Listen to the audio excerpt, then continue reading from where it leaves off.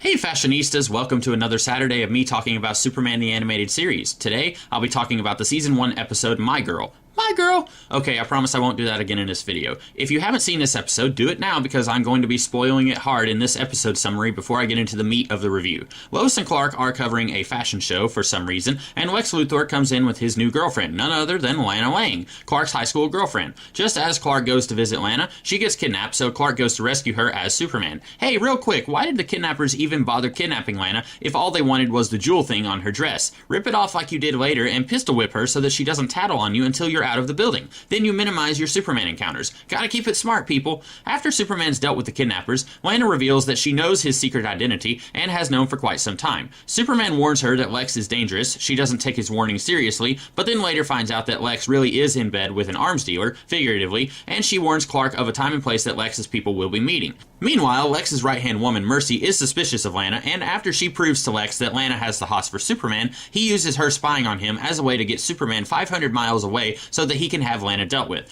But Superman doesn't fall for it and rescues Lana. Then I guess she breaks up with Lex off-screen and goes to Paris. Superman tells her that while he likes her platonically, they can't be together. Cue credits. I've talked before about how this show very heavily borrows from the John Byrne era of Superman comics from the mid to late 80s, but the one aspect they almost entirely ignored was the relationship between Lois, Clark, and Superman. More specifically, how Clark knew that he could get a date with any woman in the world if he asked as Superman, but he wanted to win Lois's heart as humble, meek Clark Kent. That dichotomy is entirely absent in this series, partly because there wasn't much continuity and B-plots carrying over from episode to episode in this series, so we wouldn't easily be able to develop a slow-burning romance between these kiddies. But also, I imagine the people making this show and their bosses who ran the network figured that the 12-year-old boy demographic that they were aiming at wasn't that interested in romance anyway.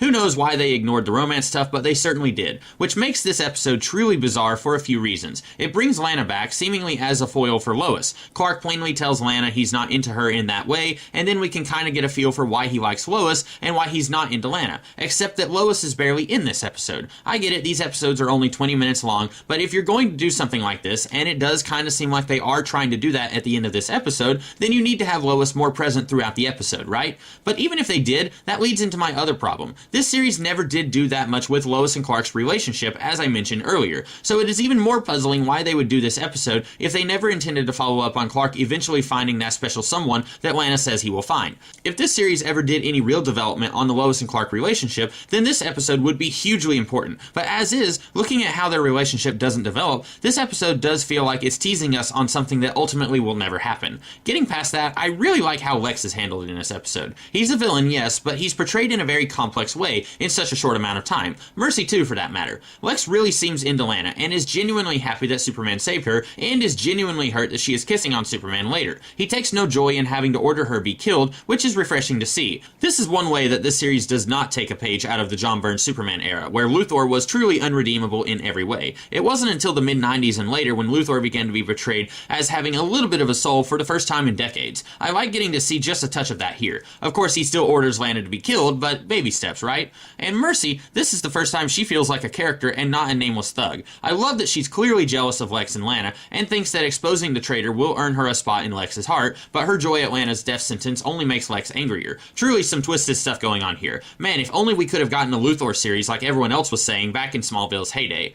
Overall, I like this episode, even though I spent like 2/3 of this video complaining about stuff, but that's only like half of this episode's fault and half of the rest of the series' fault. Overall, I did dig it, and I hope you guys dug it and the review, and if you did, then you can look forward to seeing more animated reviews every Saturday and see more stuff from me throughout the week. Catch you later.